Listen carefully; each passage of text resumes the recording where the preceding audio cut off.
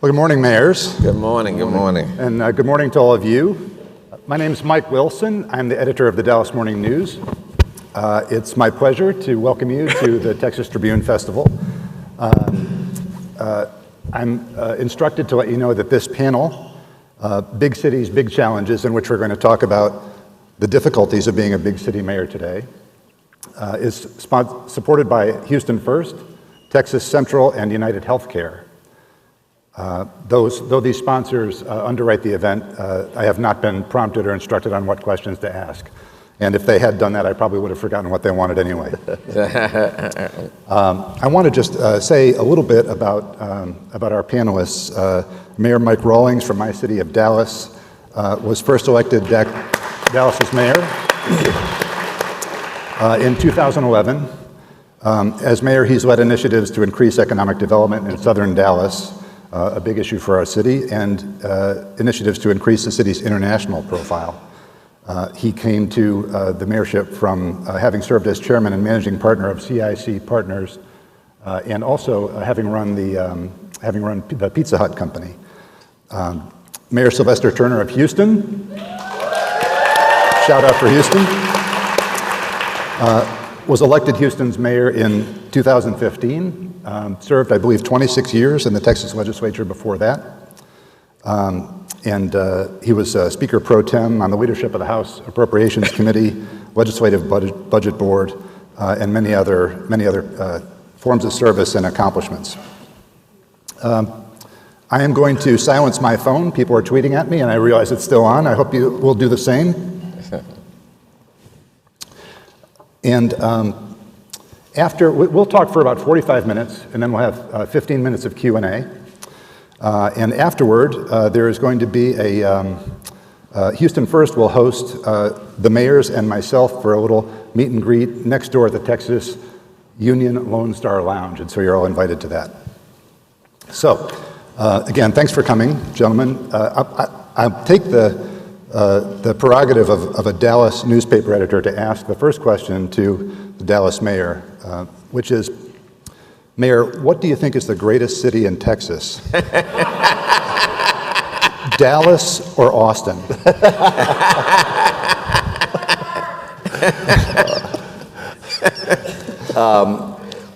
Alec, I pass. Okay, all right. All right. And we're proud of what's happening up in Dallas these days. Very good, very good. We are very proud. And Mayor Turner, I should give you a fair shot. Best football team in Texas, Houston Texans or Katy High School?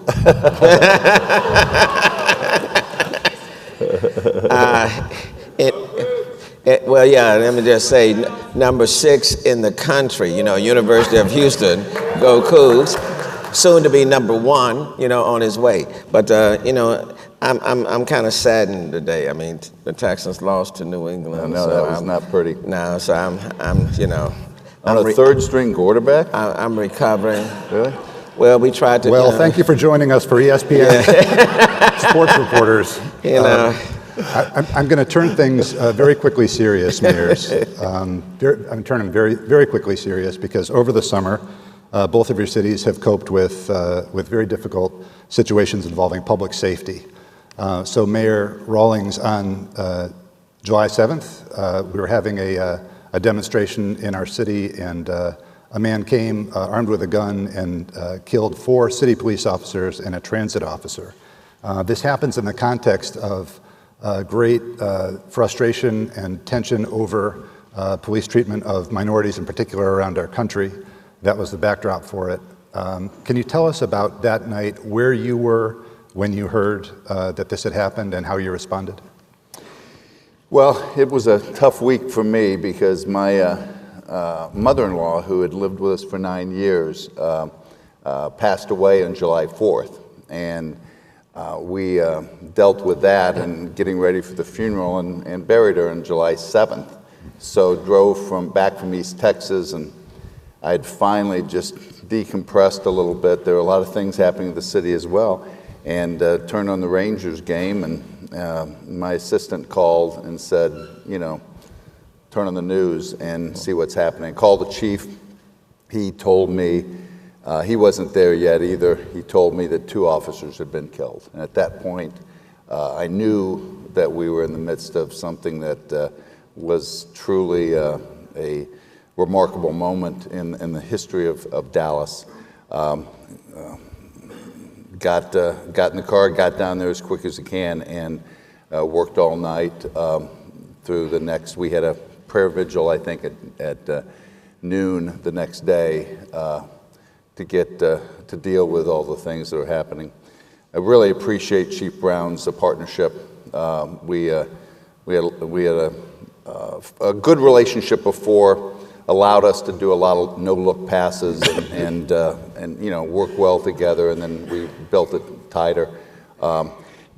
People said, well, how were you able to fare that way in that time? And I said, you don't get a choice when the light is shown on you. You better be walking the straight and narrow through the process, preparing for the moment. Then it happens like this. And either you're there or you're not. And I think much of the work that the police department had done previously in regards to training, in regards to de-escalation, in regards to dealing with protesters, really came to bear. And then the biggest thing that I was proud of was the spirit and the heart of our police department. I thought it was going to turn bitter. I thought it was going to turn angry, Mayor. You could very easily. Right. And the funerals, the things that were said, there was a spirit of forgiveness and understanding that really surprised me. Well, Mayor Rawlings, let me ask you a follow-up to that. So the shootings that happened in our community were not the result of frustration about a questionable police shooting in Dallas. Your police chief and you have received credit for having a good record in that way. But how comfortable are you that your city is at ease on this point? How ready is our city to erupt in frustration like Baton Rouge and so many other places that we've seen? Well, look, I know it's every mayor's nightmare to go through what Charlotte's going through right now. I mean, it could happen, and historically, back in the 90s, Dallas had really some tough issues, and we were kind of, what's happening in America happened in Dallas back in the late 90s. I think the community work, the amount of time we're doing face-to-face with neighborhoods, churches, leaders, on other issues, on education, on jobs, on these things, make it more resilient. But I don't know what would happen. But I know what happened at that point. I was very proud of Dallas. Mayor Turner, Yes. you 2 days after the Dallas shootings, you had your own challenge in Houston on July 9th. Two Houston police officers confronted a man in the middle of the road whom they first thought was flagging them down for help, from what I understand. They said that they discovered he was carrying a gun. They shot and killed this man. And there was a belief in the community and expressed on social media that the man was unarmed, that this was an inappropriate shooting, and it was not immediately possible to dispel that with anything other than your assurances. How did you deal with the days after that, and how was that situation ultimately resolved? And let me first commend Mayor Rawlings and the Dallas Police Department and the people in Dallas on how they handled that situation. That was a tough situation for Dallas. I don't think it could have been handled any better than the way they did in Dallas. So I commend the mayor and the police department and the people in Dallas for how they did it. So thank you. Thank you. In the aftermath of that, of course, we did have the shooting. And I was informed about it, and in fact, I was watching the night news, and people were being very outspoken about it, and they indicated this was another African American whose arms were up, unarmed, shot by the police. And then looking at social media on my own phone, that was the narrative that was quickly spreading. I wanted to see whatever video we had. There was some video from some surrounding stores, but I wanted to see what we had. And I looked at it. And from what I saw, the individual did have a gun. And so I issued initially a press statement the following day saying I had personally reviewed it, and from what I was able to see, it wasn't an unarmed situation. The individual had a gun. And I issued that press statement. But the contentions continued to swell because it was on the aftermath of what was happening in Minnesota, what had happened in Louisiana, and there's a lot of distrust. Mm-hmm. And so on social media, there was still an ongoing narrative saying that the individual was unarmed, another African American, and that he did not have a gun. And there was a call to see the video. You know, the mayor has said he's seen it, we hadn't. And I met with my executive team and said to them, let's be transparent. Whatever we got, and let's put it out there for people to see. Even though that would mean interrupting the DA's investigation in progress. I called the DA mm-hmm. in Harris County, and I said to her, look, it is my intent, unless you can give me strong reasons, it's my intent to release the video. She did voice some hesitation, and essentially said, you know, Mayor, you know, this could set a bad precedent. And anytime this happens, you know, we release the video. And what I indicated is that I have a city to protect, and I deal with situations. I'll take it case by case. Mm-hmm. But with all of what's happening across the country, with what has happened in Dallas, with the community on edge, mm-hmm. with police officers having to respond to legitimate calls, I don't want another community person hurt, and I don't want police officers to be put in harm's way because there's a lack of distrust. And so I simply said, I'll make the decision, I'll make the call, but whatever we have, I'm going to release. So you released it. And so I released it. And how did that change the tension, the mood in the city? Well, for those who had argued that he didn't have a gun, that argument was dispelled. Mm-hmm. Because it clearly indicated that he did. But what was also on the video was a voice from one of the persons in the community, not the police, that said, you know, I don't know why he had this gun. And so I think the main thing is that we have to recognize that there is a lot of built up distrust mm-hmm. In the community over an extended period of time. And I think it is important for us to be transparent, mm-hmm. that whatever we have to put out, so people can see.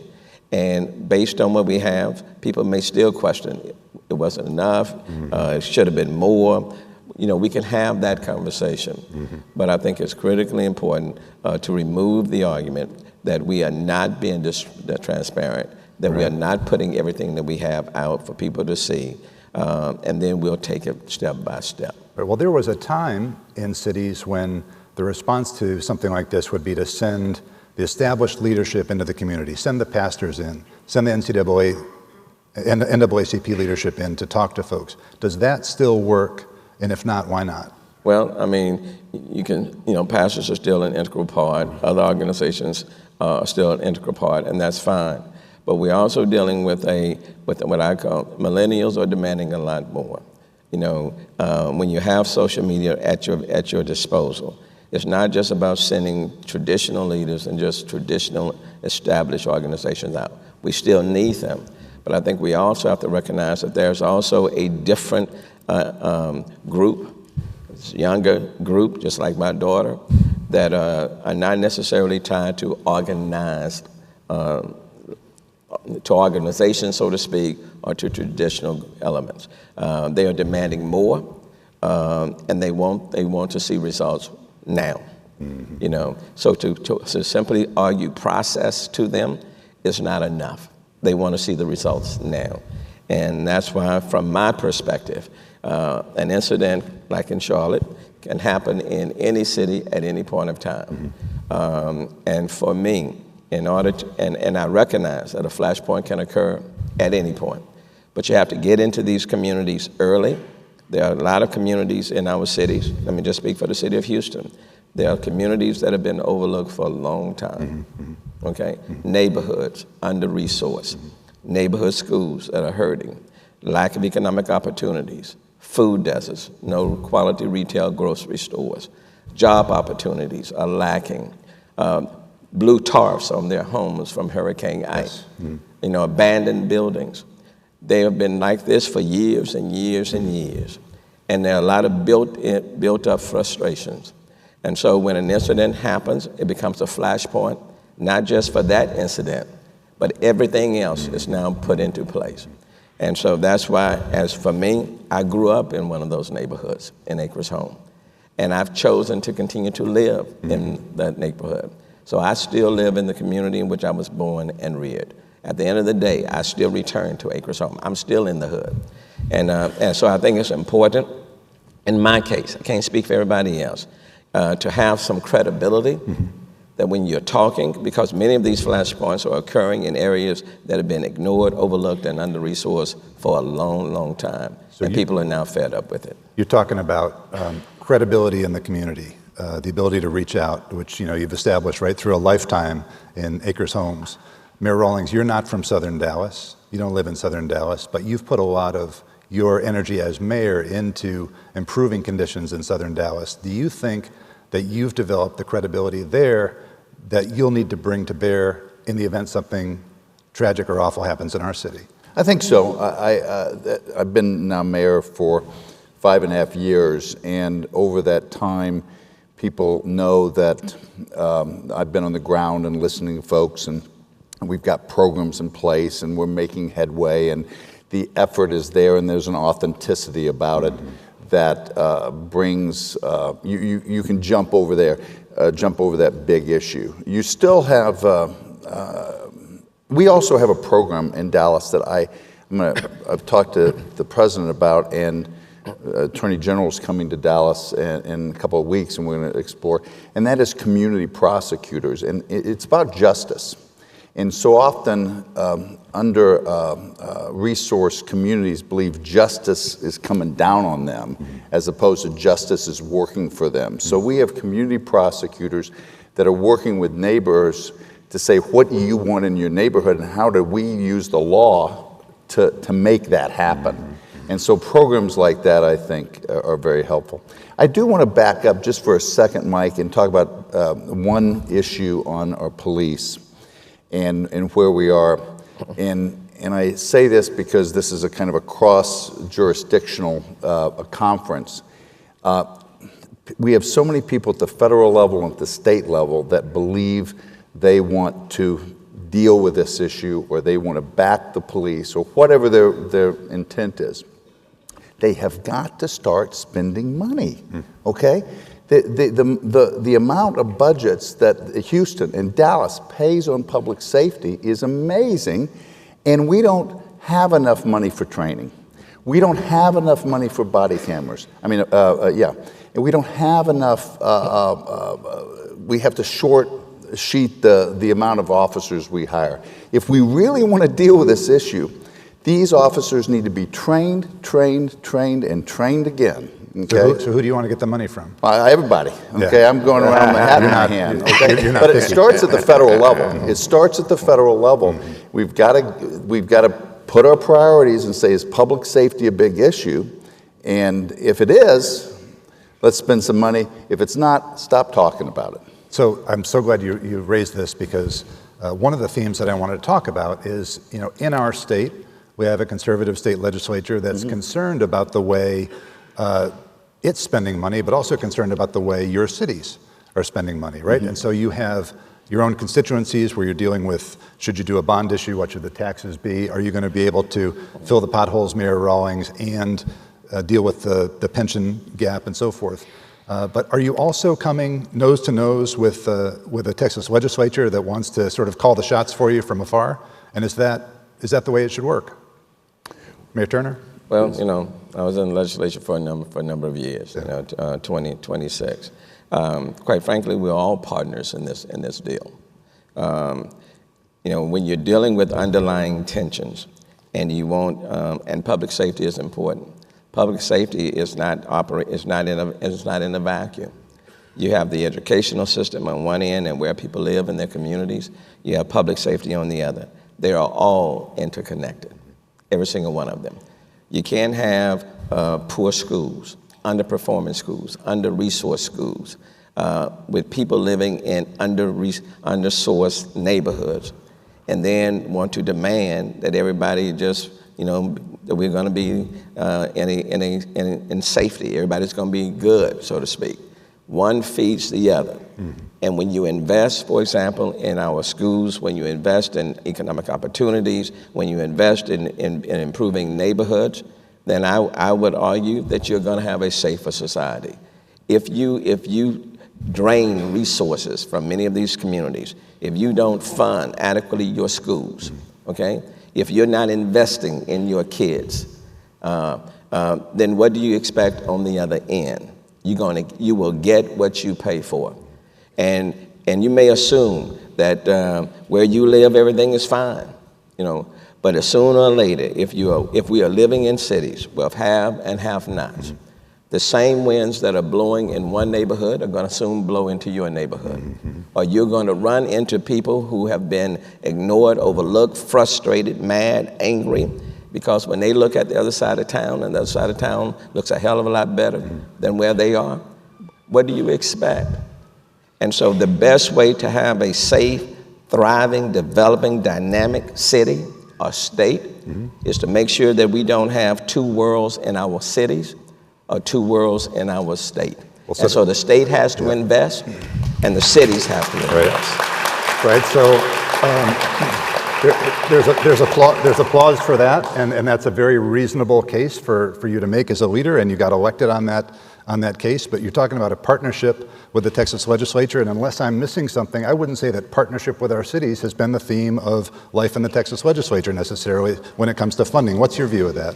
Yeah, I agree. I think that there's a little bit of a dichotomy on philosophies here. And some people will say it's not fair because the legislature wants the federal government to get out of the state's business, and the state needs to get out of the city's business. And I say, well, fair is something you go to in Dallas and get a corny dog. It's that life's not fair, and you kind of move on. The question is, what is the right thing for the state to do? The mayor's talked about a broader issue, but I would suggest that the job of the state is to do two things. One is to make sure we're safe as best as we can, that's what we do, and grow the state. We want to grow. We want to be a state that grows. So to do that, you have to look at your growth engines. And when I see what is happening from an organization standpoint, I'm a business person, so I apologize using business organizational management. I always believe that the largest but yet most flexible and mobile business unit, I want to empower that. Because bureaucracy can work against you. Scale can work against you at some point. In our cities, between DFW and Houston, I think we're about 50% of the population, okay, of the state of Texas. We're the growth engines with Austin and San Antonio and places. So how do you provide the resources for those growth engines? That's the first thing that you have to do. Second is you have to be responsive to citizens. Government needs to be responsive to citizens. And when you take out that layer, you really build up kind of a boiling pot, because people want action, man. They want action in those parts of town. They want actions on our dog issues. They want actions with our police. They don't want to wait every 2 years and come down here and talk to legislators, okay? Plus, the legislation, because of gerrymandering, does not represent that business unit, okay? And so you don't have a responsive government. And I think whether you're on the right or the left, you want government that's responsive. I think we can all agree with that, and we want growth. So to me, it's like, why don't you enable that? The last point in the state of Texas, we're so big. We're not Oklahoma or New Hampshire. We're a big place, and the only way we're going to grow is with a diverse offering. What we want to attract you, and we want to attract, somebody from Big Spring, okay? And we want to provide that portfolio of products, if you will.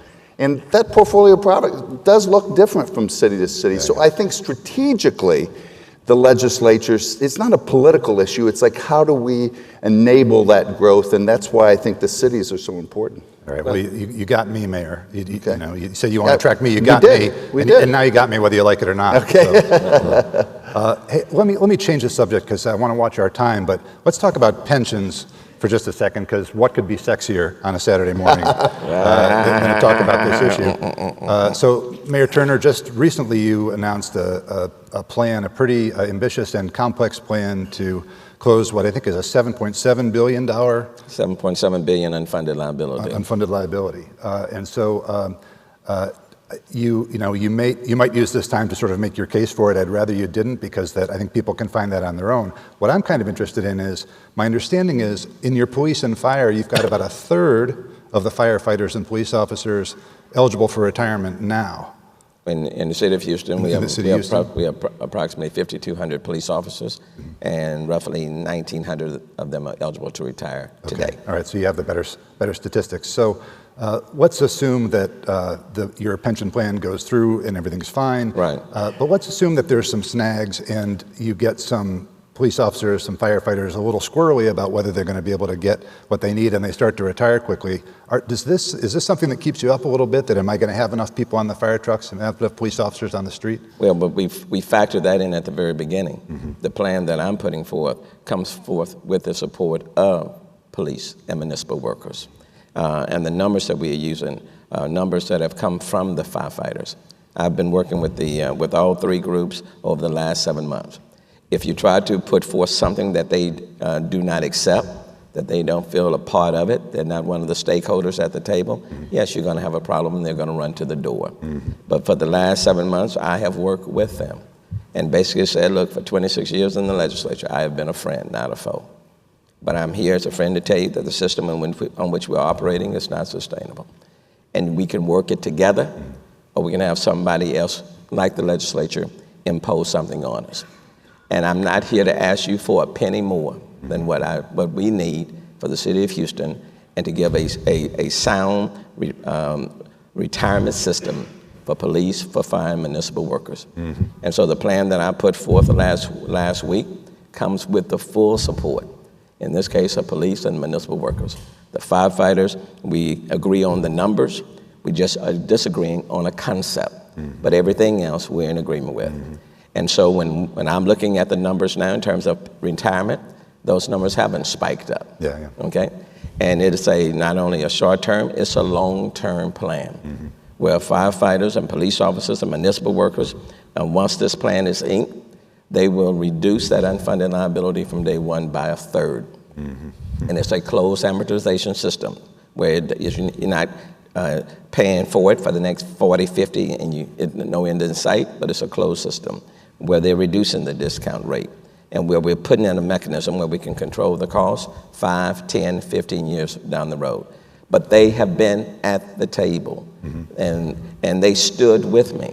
Police and municipal workers stood with me when this plan was announced, along with people from the business community, city council members, legislators who have filed pension bills in the past, stood with me on last week. Right. And it's my hope, as we finish out the details, that we are presented to the legislature, and people like Senator Royce West, who's in the audience, and others from Dallas, and others will be supportive of this system. But it's a plan that works for the city of Houston, and I think it will put us on a course for financial stability moving down the road. All right, I appreciate that. Let's talk about where you are in Dallas, Mayor Rawlings. We've been talking about having a bond issue in Dallas in 2017. Recently, you've expressed interest in pushing it back maybe towards the fall. There's a lot of pressure on that bond issue to solve a lot of different problems. What's your best hope? If everything goes just the way you'd like, how would that shake out? That's different than how it's actually going to shake out. Yes, sir. You understand that? So, no, we've got a pension issue as well, and we're in $3 billion in the hole for our police and fire. We've taken care on the election this fall will be the employees, and I think we've taken care of that issue.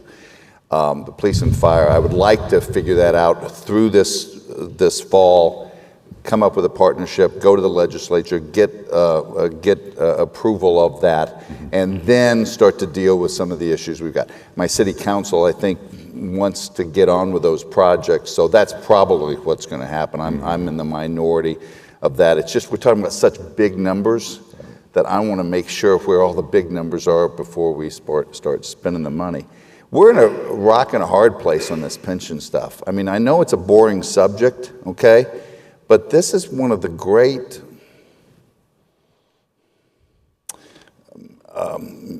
misinformation decisions that has been made in the last 30 or 40 years in the state of Texas. I mean, here for Dallas, the legislature gave the right for police and fire to control the board and vote in all the benefits they wanted. The citizens funded all those things. The police and fire make bad investments, and then the pension says the citizens need to come up with more money. We are not legally responsible, we don't believe. But if we say go pound sand, the citizens suffer. And we want a great police and fire, and I support them. And it's the officers that voted themselves the benefits that have retired. And so how do we restructure this thing fundamentally from a governance standpoint, from a benefit standpoint? I mean, the COLAs that were put out there, the benefits for the drop accounts, any investor would have never approved that. And so it's amazing that the state is so conservative but has allowed this to happen. That's one of the enigmas of the state-city thing, because the state has the power to institute these things and sometimes put the responsibility back on the citizens of Dallas. Great. I'd love to hear some questions along those lines. There may be people in the audience with different views, so when we get to that, we'll see what people have to say.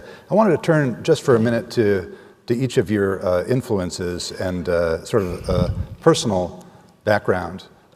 Mayor Turner, some people may not know about your upbringing. You're born and raised, I believe, in Acres Homes in Houston. Grew up, according to your bio, one of 9 children in your family? Yes. Yes, sir. Your father, according to your bio, was a painter, your mother a maid. Your dad died when you were 13 years old. You were raised in a 2-bedroom home, and I'd like to hear how that worked when you have a minute.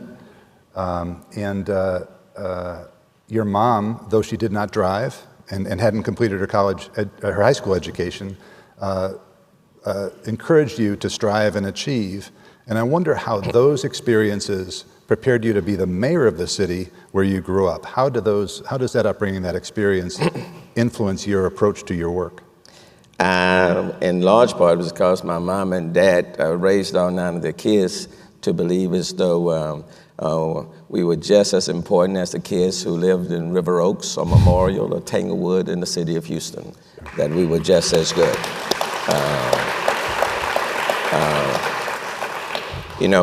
To be honest with you, I didn't know I was poor until people told me I was poor. I mean, to be honest with you, it was only when folk told us what we didn't have is when I realized we didn't have it. But I grew up in Acres Home. We say the fofo, grew up there, and my dad died of cancer when I was 13. So my mom was the CEO of the Turner household, raising 9 kids, and she deserves to be called a CEO. And she worked as a maid at the old Rice Hotel. And when times got rough, and we went to her and asked her for certain things, and she said no. My mom was what her famous phrase was, "Sorry, but tomorrow will be better than today." Just stay at it, keep going. Tomorrow will be better than today. The focus was on education. And doing your very best, but not feeling as though you were any less than anybody else, and that was the attitude. I didn't learn how to drive until I got on the campus of the University of Houston in the debate program, and there was a debate tournament, and the debate coach said, Sylvester, go to the airport and pick these guys up coming in from the University of Chicago, and here are my keys. That was your introduction to driving. And that's a true story.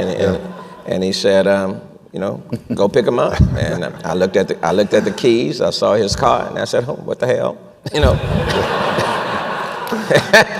And I did it. But the point is, I'm the same kid that took the bus downtown and walked down the streets downtown and looked at the tall buildings and said, one of these days I want to be in those buildings.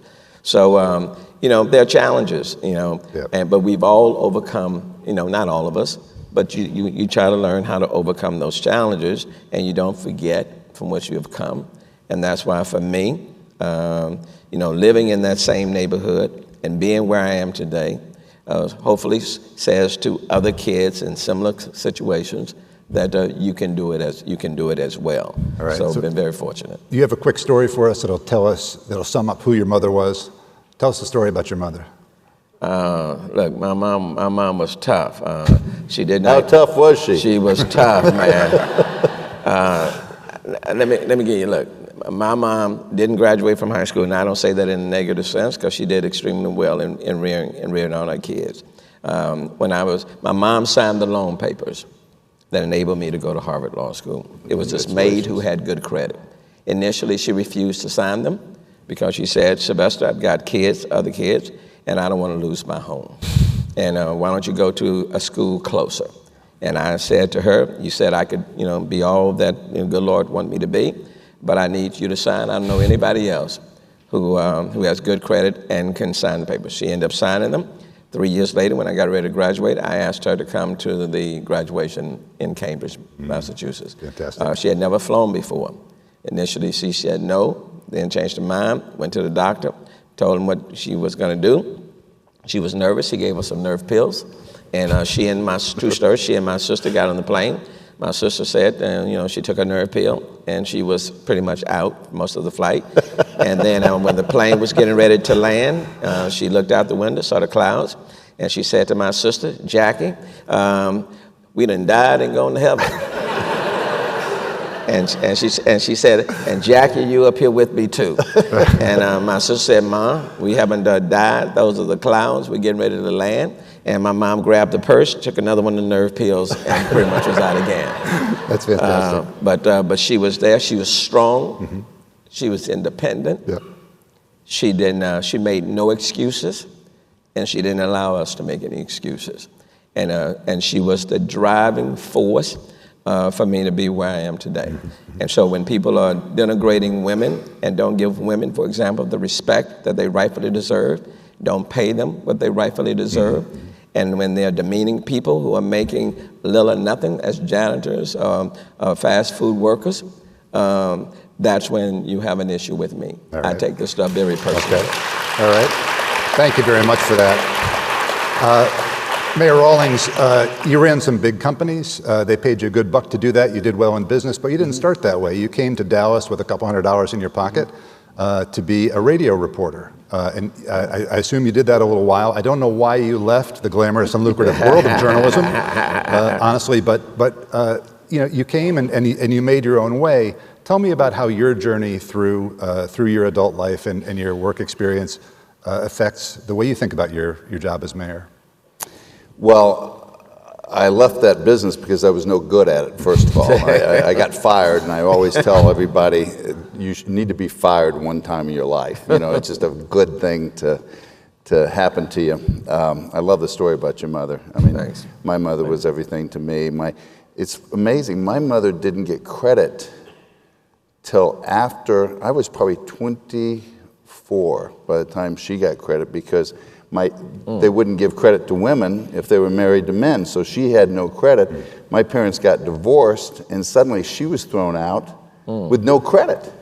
And she had to start her life over again as a school teacher in doing that. They were both in education, so fortunately I played football and got a football scholarship and went back to Boston. I was in Boston College. And left there because I couldn't get a job, got a job at the radio station. Got into business, and liked what I was doing. I was in advertising. I love the creative side. I love problem solving and the like. Dallas was a great place for that. It was a can-do city, and I just climbed the corporate ladder and kind of a rat race sort of world. It was a tough business, but I took to it and knew how to do that.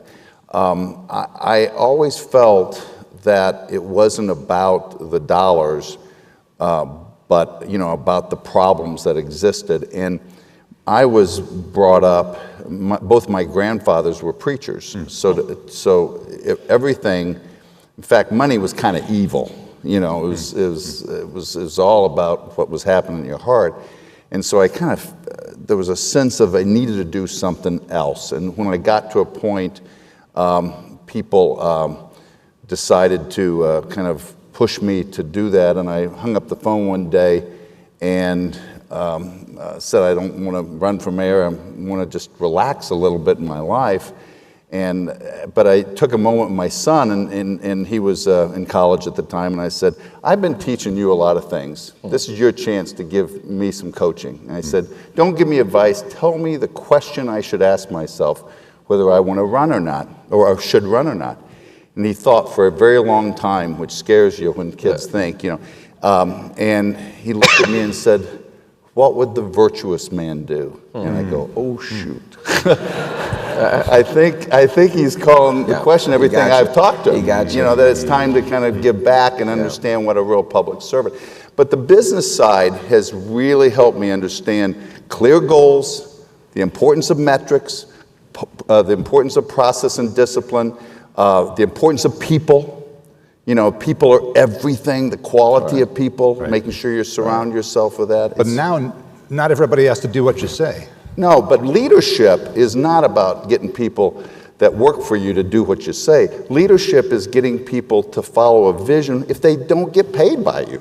I mean, that really is leadership, because you've got to be a servant leader. You've got to understand what those people need and say, I've got an idea to get you what you need if we all go this direction. But it really helped me. It toughened me up.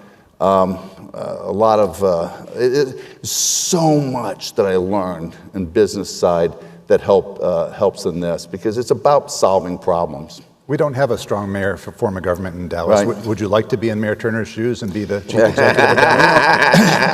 I would like a couple of things strengthened, but I think for Dallas, our history, the inclusion that we've got, it's a little crazy at times, but I feel that we're growing as a city because people for a couple of decades now have gotten positions that they would have only dreamed about when they were growing up. And we wouldn't have had that with another form of government. It would always be the mayor against everybody else, as opposed to the mayor part of the solution. And as a leader, you've got to position yourself that way. Mayor Turner, what's going to be on the top of your list of problems to address and challenges, opportunities to address in 2017? Well, certainly, the goal is to get the resolution on pensions by the end of this year, to just finish the details and get it approved by the legislature. So that would be that. Now in the city of Houston, we don't talk about complete streets anymore. We now talk about building complete neighborhoods, complete communities. I don't want to govern a city of have and have-nots. So it's about identifying those communities and neighborhoods that have been ignored for a long time, and concentrating on providing them with the resources, the things that they need to improve, so that when you're coming through the city of Houston, you don't see those two things. We're a very diverse city, but diversity is a descriptive term. Now we need to be the most inclusive city. And so it's important to bring people to the table so that they can see themselves at the table of decision making. And I think we can get ahead of many of the problems that are faced in a lot of major cities. So building complete communities is vitally important. Then at the same time, we are operating under a revenue cap that we self-imposed on ourselves in 2004. And I'm not talking about raising property rates. We are on the revenue cap that as the city grows, once we bump up against it, and we have to lower the property rates. And so what I said to people in the city of Houston is once the pension issue is resolved, then in November 2017, I will ask people to remove the revenue cap, which would really allow the city to thrive and to grow and to be dynamic. So, but my major goal is for when you come to the city of Houston and when you drive through the city of Houston, you don't see one part of the city looking one way and another part of the city looking another way. That we are all moving positively and progressively in the right direction. All right. Same question to you, Mayor Rawlings. Top priority going forward. Probably a couple things. I think transportation is very important for us, or whether it's our streets, we've got to rebuild our streets. I really appreciate what TxDOT's been doing with us. They created Commissioner Vandergriff, Chairman Lewis has instituted a thing called City Map. Something Houston might. It's a fabulous planning tool to be able to look at all this. Now I think we can attack transportation in the right way. But to me, also the big issue we've got, and nobody talks about it enough, is education. And I know education doesn't fall under our jurisdictional prudence, but as you just talked about with your life, about the importance of education, that haves and have-nots is an opportunity gap, which is an education gap too. So I'm going to continue to push for making our schools better and better. And the governor's hired a great commissioner of education, I think, and I think hopefully we'll get some help there from the state. Early childhood, teachers, get the word out. Teachers, we need great teachers, okay? And we've got to develop them here in the state of Texas. Every college should be turning out great teachers. We don't have enough. So those are the things that are on my bedstand that I think about when I go to bed. All right, good. Mayor Turner, Mayor Rawlings, thanks so much for answering these questions. Should we take a few questions from the audience? Yeah. I think we have microphones in the front.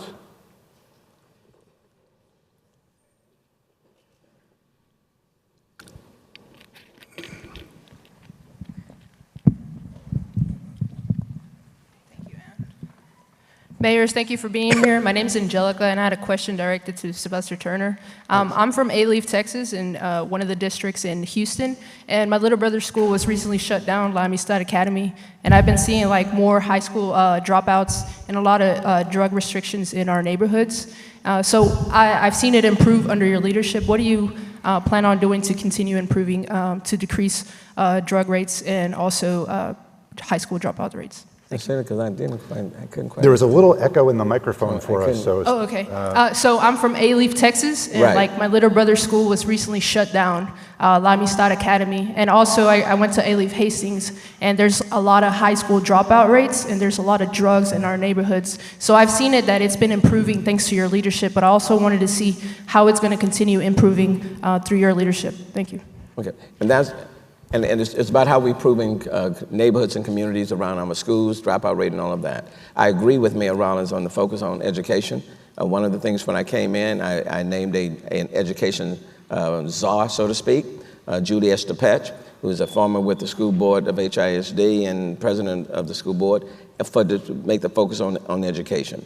The income inequality in our city, in one part of the city we're doing well, but 24% of the people in the city are still working poor. So we focus in very much on trying to provide more economic and job and business opportunities in order to put people in a better position to take care of themselves and their families.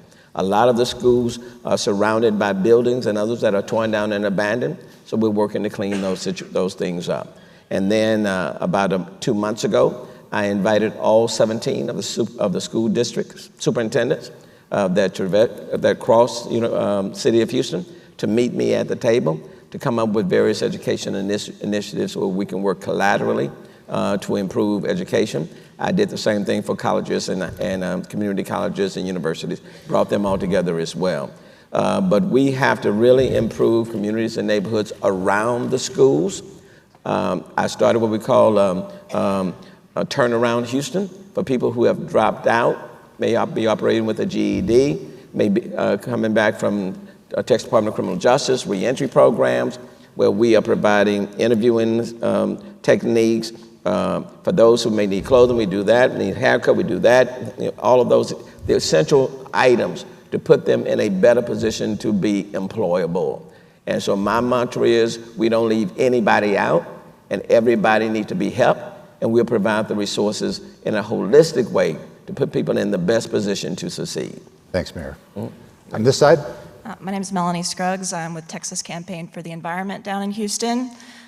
We're seeing cities and mayors in particular taking a leading role on sustainability issues for a variety of reasons. It's about quality of life, it's about public health, it's about climate change and environmental justice. And one of the important issues is what the EPA calls sustainable materials management, recycling, composting. It works on many of those levels. Now, I know that Dallas has a long-term solid waste plan to expand recycling and composting, and you have a zero waste goal of diverting 85% of waste from landfills by the year 2040. My question, Mayor Turner, is if Dallas can do 85% by 2040, can Houston do 90%?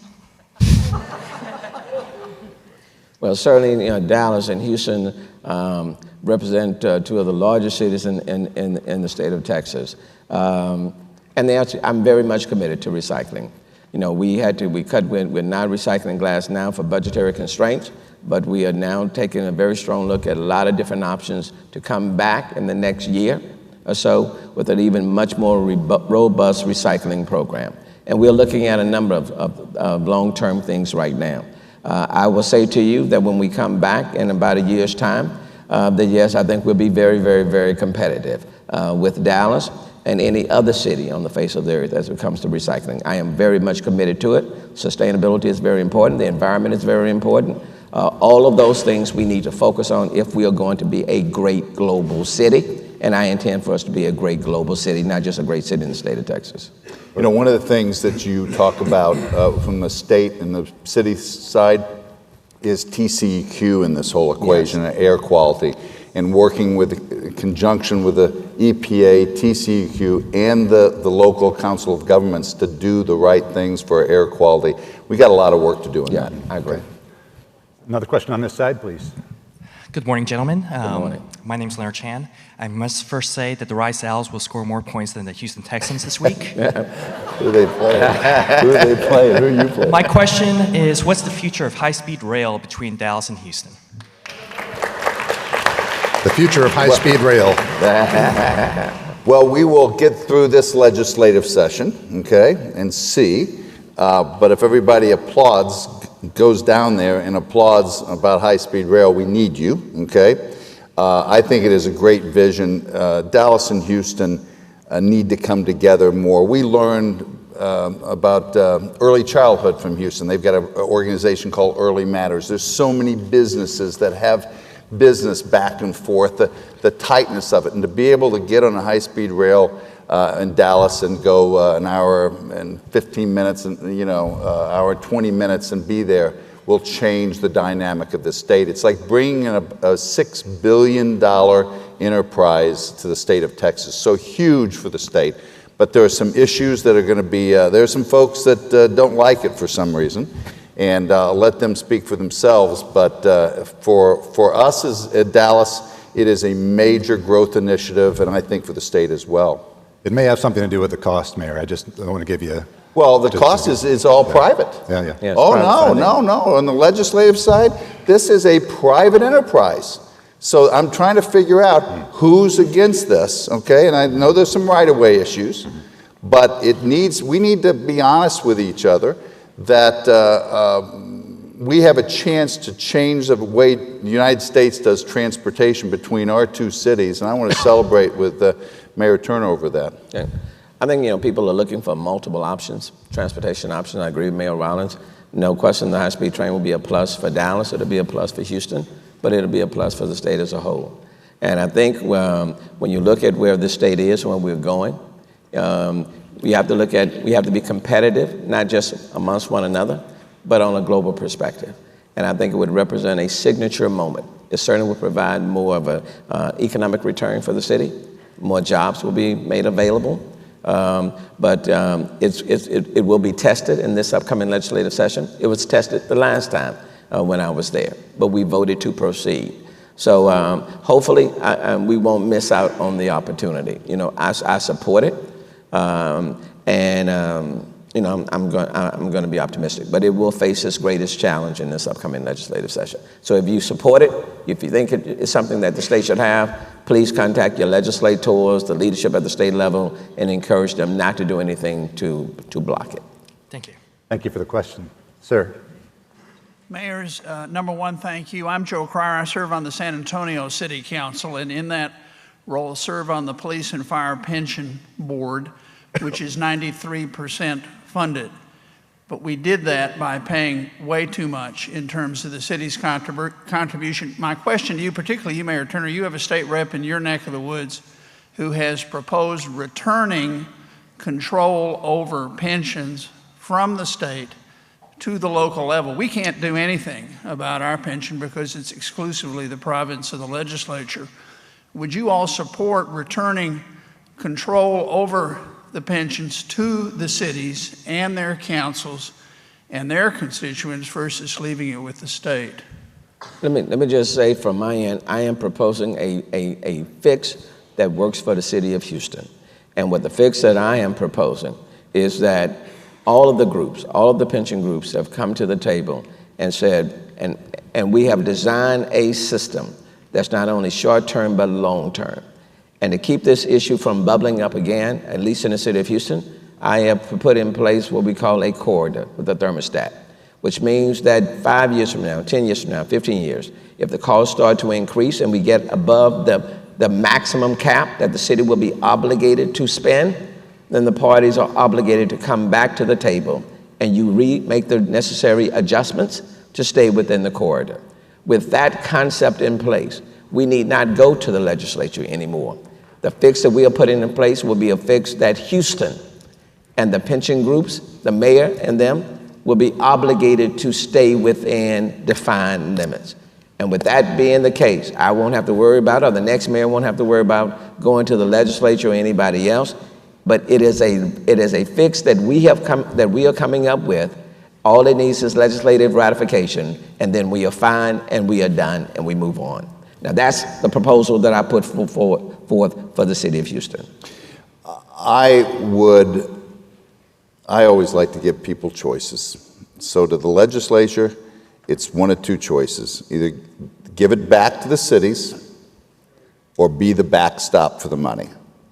Don't make the cities be the backstop for the money and control it. Okay? That's my point of view. Thank you. I think we have time for one more. All right. Thank you, mayors, for coming, and Mr. Wilson, congrats on your new editor role. Thank you. I hope you're enjoying Dallas. Thanks. I hope it's a little more exciting than Tampa Bay. But anyway, my name's Adam. I live in Austin, but I listen to The Ticket every day, and I enjoy eating at Ninfa's in Houston. I wanted to ask you guys about transportation within both of your cities. You know, obviously we have DART, but you know, DART is still it still takes a while to get there, and I still haven't figured out how to navigate Houston. So what are you guys doing to build public transport, to build that rail within both the cities of Dallas and Houston in order to make them both more connected cities, as Mayor Rawlings, you put it? Yeah, I'm terrifically proud of what the city has done over the last 30 years. We've got the largest light rail system in the country, and it's something that taxpayers have spent. They haven't, you know, meanwhile, businesses are going to Frisco and other places because they don't have that 1 cent tax. We're investing in that. So we have put our money where our mouth is. As some people may or may not know, our big issue is downtown. We've got to put another line there, so we've got to decide whether we're going to put $1 billion line underneath the city, the subway, or put it on the surface. That'll be a big question. Then filling out the bus thing. God gave us a huge city, okay? And it's expensive, so it takes a long time to get around. We just have to get better and better at that. And we're learning. The really direct answer to your question for us is the governance issue. How do we work with our suburbs and the board to make better and better decisions that are more strategic? That's the hard work we've got to do. And let me just say, in Houston, we made some decisions in the 90s that essentially said we were going to build roadway capacity. And that's essentially what we did. We said we were committed to our cars and trucks, and so we built roadway capacity. We built the 610, we built the Beltway, and then we built the Grand Parkway. We built it, and they have come, and the congestion remains. But those were decisions that were made in the 90s. Now we have to design a city, not just for now, but for the future. And it requires a multimodal approach. We will continue to build roadway capacity, but we need to do so much more. HOV lanes going in both directions throughout the entire day. More commuter rail, and we're taking a look at that. Light rail, but it's going to have to be public-private partnerships, so to speak, because the dollars that were available in the 90s are not available for us today. People want to be able to have a more walkable, pedestrian-friendly city, and so we're building out many more bike lanes and that infrastructure. And then we have to design a city where people can walk to their destination, where they want to go. And so that designing is in the process right now. And it's not just about moving people, it's about moving freight as well. Because with the opening of the Panama Canal, and then with the Port of Houston, there are going to be a lot of traffic moving back and forth. So we got to work in collaboration with rail trains as well. So it has to be a much more multimodal approach for us. And we are a large geographical city as well, 640 square miles. So I will admit, for the city of Houston, when it comes to light rail and multiple options, we're getting off to pretty much a late start, but we are focused and we're moving forward. And then I would suggest to the Texas Department of Transportation that it has to be a paradigm shift. And it cannot just be about building roads anymore, because that is a failed model in today's city. And so, and so the paradigm has to shift, and then the state has to give us the flexibility of funding so that we can engage in more initiatives. And so I'm a strong advocate of building out a transportation system that works and moves people efficiently from point A to point B. Mayor Turner of Houston, Mayor Rawlings of Dallas, thanks very much for your time and good luck. Great. Good to see you. Great story.